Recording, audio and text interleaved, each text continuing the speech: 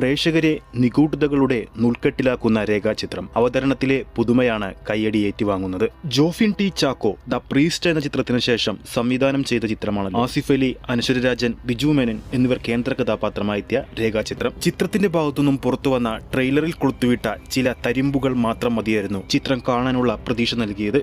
എന്നാൽ പ്രതീക്ഷകൾക്കും അപ്പുറം ഉദ്യോഗത്തിന്റെ നൂൽക്കുരുക്കിൽ നമ്മളെ കൊണ്ടിരുത്തുകയാണ് രേഖാചിത്രം.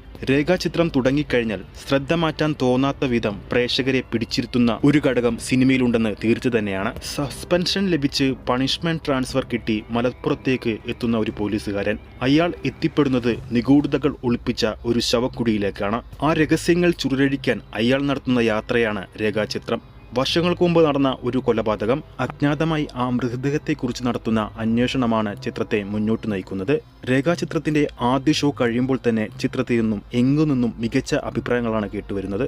കാവ്യ ഫിലിംസ് നിർമ്മിച്ച ചിത്രമായതുകൊണ്ട് തന്നെ ചിത്രത്തിന് ഗംഭീര റിലീസ് തന്നെയാണ് കേരളത്തിനും റെസ്റ്റ് ഓഫ് ഇന്ത്യയിലും ഓവർസീസിലും ലഭിച്ചിരിക്കുന്നത്. അതുകൊണ്ട് നമ്മുടെ സിനിമാ പ്രേക്ഷകർക്ക് തീർച്ചയായും തിയേറ്ററിൽ ആസ്വദിക്കാൻ സാധിക്കുന്ന ഒരു ഗംഭീര സിനിമയാണിത്.